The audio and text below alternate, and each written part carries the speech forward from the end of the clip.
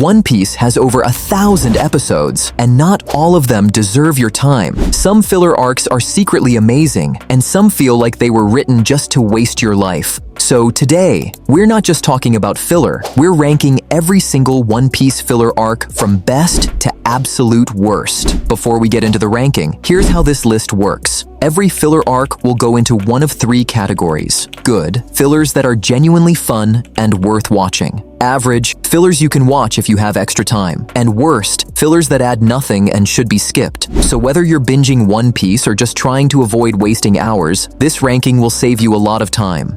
So let's start with Warship Island. Episodes 54 to 60. This arc shows up right after Logtown, when the Straw Hats are just beginning their real journey in the Grand Line. Instead of jumping straight into major events, they get pulled into a strange side story on a remote island involving a young girl and a mysterious creature. The story is slow, the stakes are low, and once it ends, nothing really changes for the crew. It doesn't connect to any future arcs, and it doesn't develop the characters in a meaningful way. That said, it's not completely terrible. There are a few fun Straw Hat interactions and some light comedy, which makes it watchable if you're just relaxing and binging the series. Ranking: average. You can watch it if you have time, but you won't miss anything important by skipping it.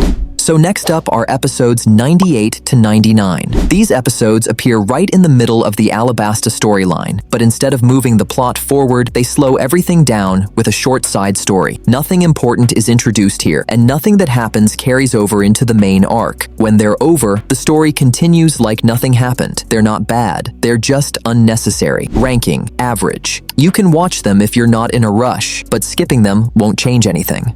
So next up is the Post-Alabasta Filler, episodes 131 to 135. These are a few standalone stories that play right after Alabasta wraps up. They focus on small moments with the crew rather than big plot developments. Some of them are enjoyable, but none of them matter to the main story in the long run. Ranking: average. Nice to watch if you want extra Straw Hat content, but not required.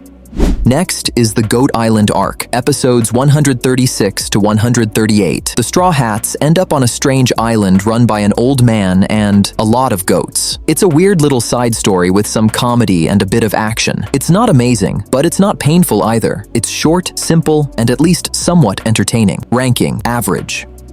Now the G8 arc, episodes 196 to 206. This is the rare filler that actually feels like a real One Piece story. The crew ends up trapped inside a marine base, leading to a lot of smart, funny, and creative situations. The pacing is solid, the interactions are great, and it stays entertaining from start to finish. Ranking: good. This is one of the few filler arcs that's genuinely worth watching. Next up is the Ocean's Dream arc, episodes 220 to 224. The crew gets caught in a strange situation where things start going wrong and everyone feels off, leading to a mystery the Straw Hats have to solve. It starts with an interesting idea, but it drags on and becomes more frustrating than fun. Ranking: worst. Next is the Foxy Return arc, episodes 225 to 226. This brings Foxy back for a short side story that doesn't really go anywhere. It's mostly played for jokes, but it doesn't move the story forward at all. Unless you're a big Foxy fan, there isn't much reason to watch this. Ranking: worst. You can skip these without missing anything.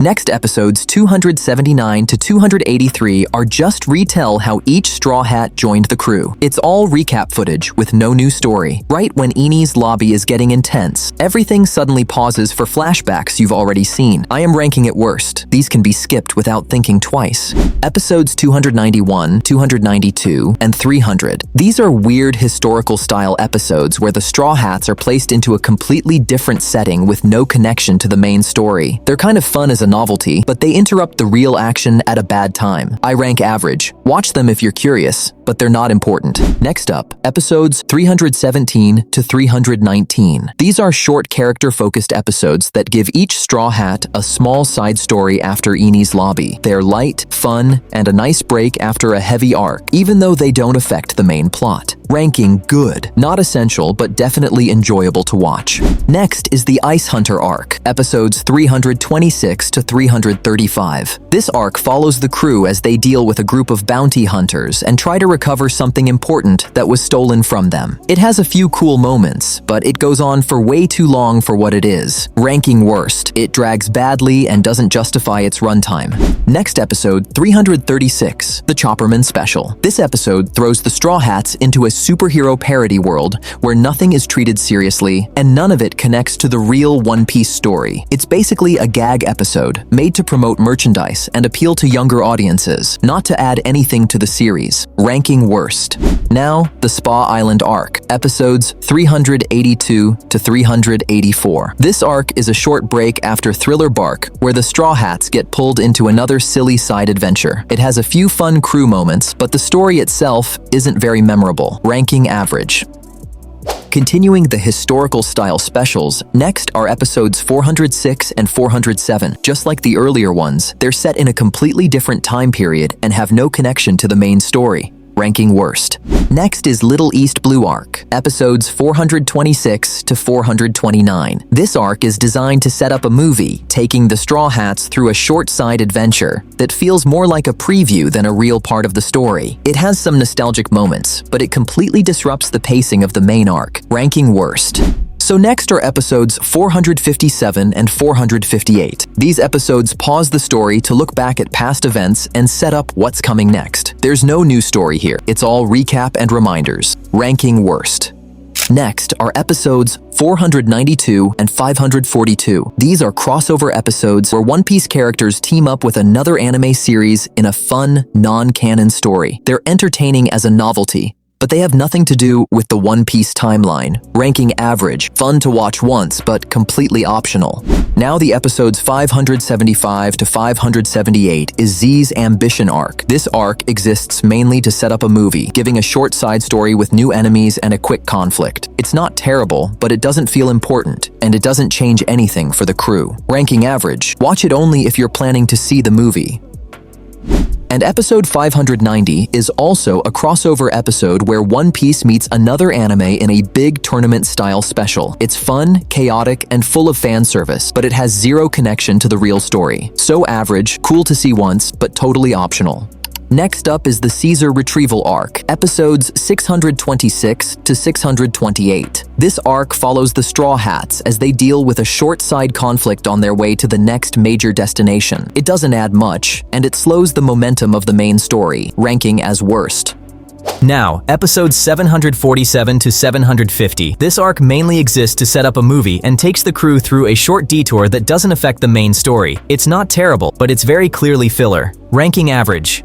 Next up is the Marine Rookie Arc, episodes 780 to 782. The Straw Hats stop at a marine base during their journey, leading to a short side story that doesn't affect the main plot. It's mildly interesting, but nothing here really matters once it's over. It's average optional watch. Easy to skip. Now, episodes 895 to 896 is the Cidre Guild Arc. This short filler arc appears right in the middle of Wano and completely interrupts the momentum. The story itself isn't memorable, and it feels very out of place. Ranking the worst. Next episode is the 20th Anniversary Special, episode 907. This episode retells Luffy's journey in an alternate version of the story with a few twists, made purely to celebrate the series. It's interesting to watch, well-produced, and a nice tribute to One Piece's history, even though it doesn't connect to the main timeline. I'm ranking this good. Not canon, but definitely worth watching at least once. Next up are episodes 1029 and 1030. These episodes are made to set up a movie and focus on backstory that pauses the main arc at a really bad time. They don't push the current story forward at all. Ranking worst. Safe to skip unless you're watching the movie. And finally, episode 1084. This episode happens right after Wano and focuses on the Straw Hats saying their goodbyes before setting sail again. There's no big action, but it gives proper closure and quiet character moments that actually fit the story. Ranking is good, not required, but absolutely worth watching.